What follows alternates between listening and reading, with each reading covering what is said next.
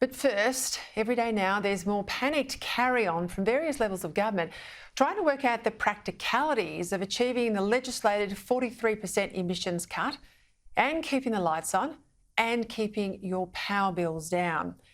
Instead, of course, as currently forecast, they're going to rise 50% plus in the next 18 months.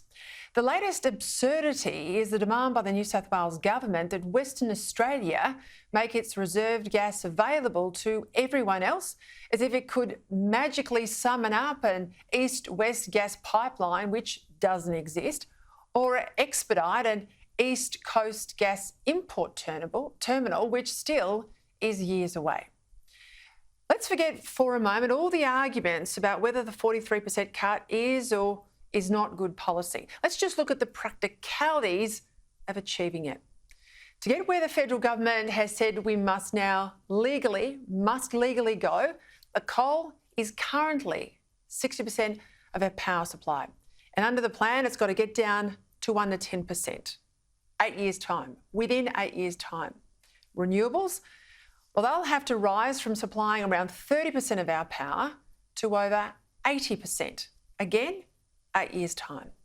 Plus 28,000 kilometres of grid will have to be constructed to cope with this new decentralised power generation. Again, just 8 years' time. Only it'll be utilised, on average, just 30% of the time.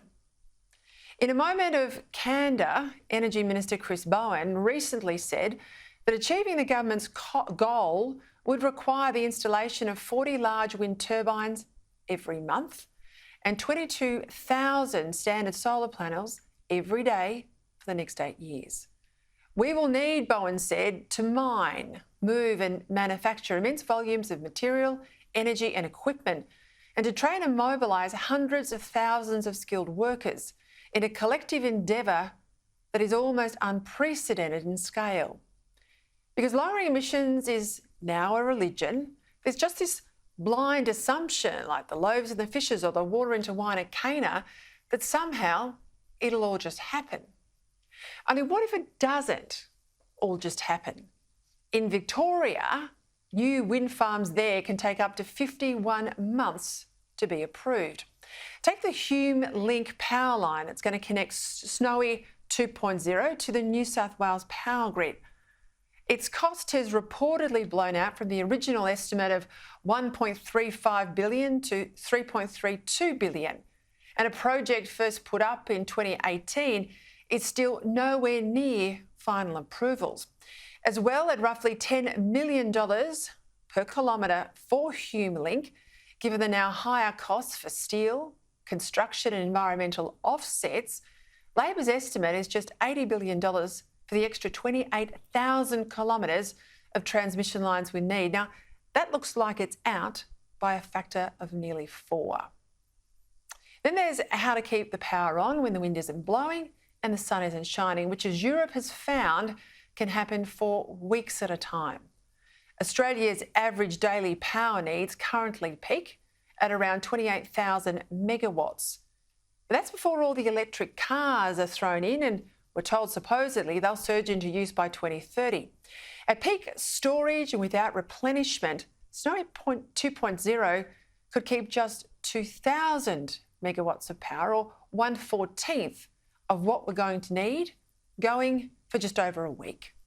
Victoria's proposed big battery, on the government's own estimates, could keep about a third of Victoria's nearly 3 million homes going for just 30 minutes. We simply aren't going to have the replacements in place in time for all the coal-fired power we're closing down. And even if we do, there's not the backup for when the wind isn't blowing and the sun isn't shining. As I said, this isn't a question of believing or not believing in climate change, or of supporting or not supporting the Albanese government policy. It's the simple practicality of getting done what the law of the land now says we must. I'll have more to say on this engineering debacle in my column in the Australian newspaper tomorrow, but when it's obvious that heading for the same destination at the same speed means an inevitable train wreck, you think, wouldn't you, that someone would say, hey, slow down. or perhaps even change course. But basically now, both sides of politics, almost our entire political class, is still saying, push on, go even faster. This is the madness that's now called leadership in politics in Australia.